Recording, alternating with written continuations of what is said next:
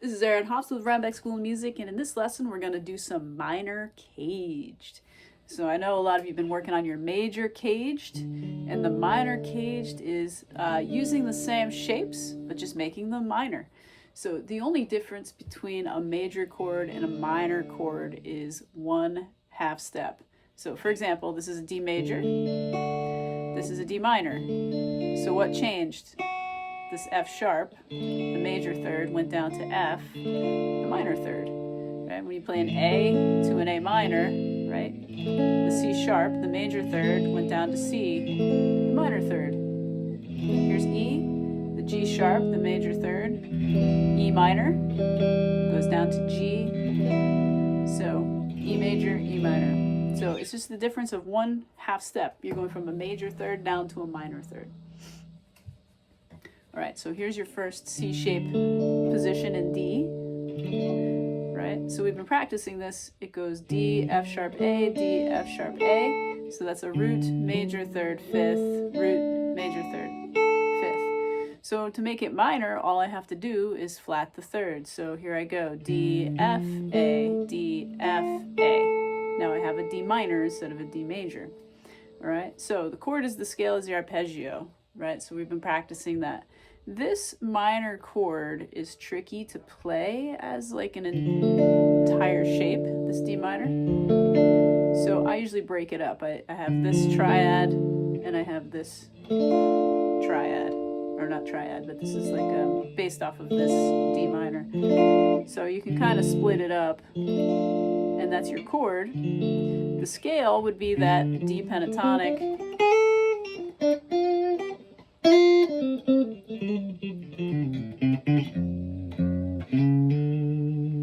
So here's your root, your D on the fifth, so you go.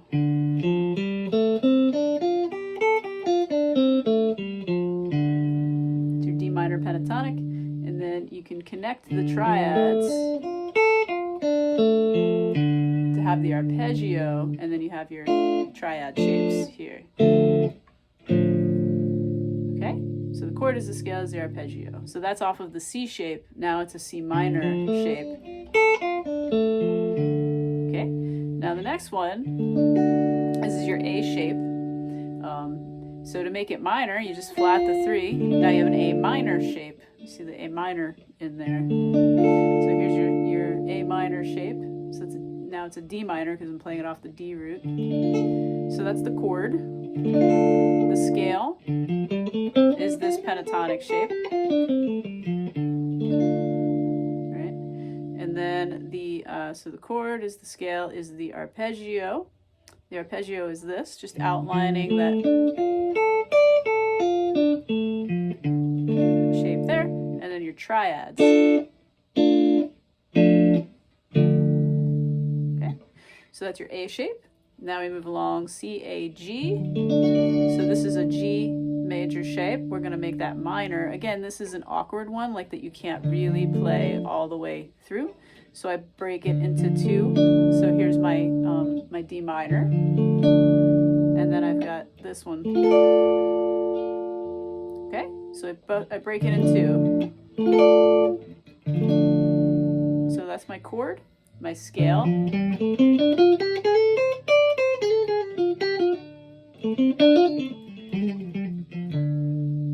Is my scale, my arpeggio,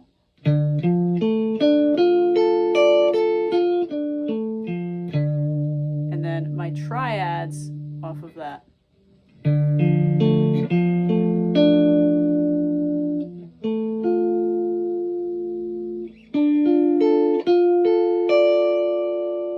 So now here are my triads.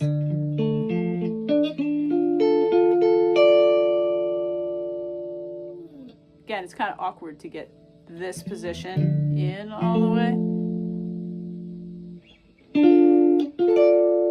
But there we have it. Now we have our E shape, which we're going to make into an E minor shape. All right. And then we've got, so that's the chord. And the scale is just going to be that first pattern.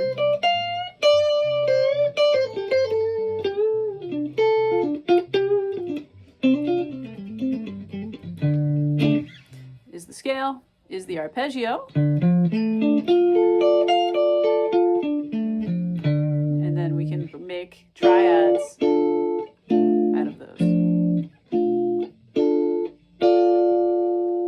last but not least, like you have your D shape, that's major. If I just flat the 3, now I've got this D minor shape, and I've got my little pentatonic shape.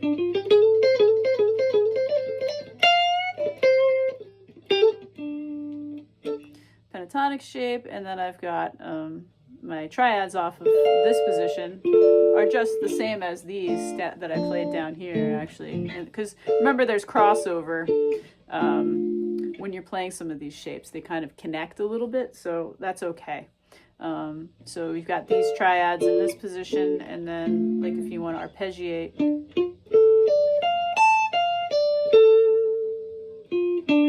it's very similar to this one that we did already down in this position, except we're just starting off of this root. Right? So there's just different ways of like thinking about and connecting these shapes, and that's totally okay. All right, so in major, you've got the C shape to the A shape to the G shape to the E shape to the D shape. Just flat the 3 on that, and then you have a C minor shape, an A minor shape, you have a G minor shape, you have an E minor shape, and you have a D minor shape. A little bit awkward in some of the shapes, but again, this is just a way of thinking about the fretboard and kind of mapping it out. Not everything is gonna be like absolutely practical and usable. It's just sort of a way of mapping out these shapes and putting them together. And I'm going to do other videos on how to, play over chord progressions with these shapes, like little arpeggio practice routines, playing over chord progressions, because that's how you really apply this stuff, is that you learn the foundations of it just so you understand it and you get it under your fingers and you have a disciplined practice with it. And then it's a matter of, taking chord progressions and, like how you practice your triads, right? Any chord progression, you can practice your triads across, any position on the neck. Same thing with arpeggios and everything else, and I'll show you how to outline chord changes with arpeggios. But anyway, I have a sheet for that attached for patrons to download, and if you haven't already, visit www.rhinebeckschoolofmusic.com and subscribe. Become a patron at patreon.com/Rhinebeck School of Music. I'll see you at the next one.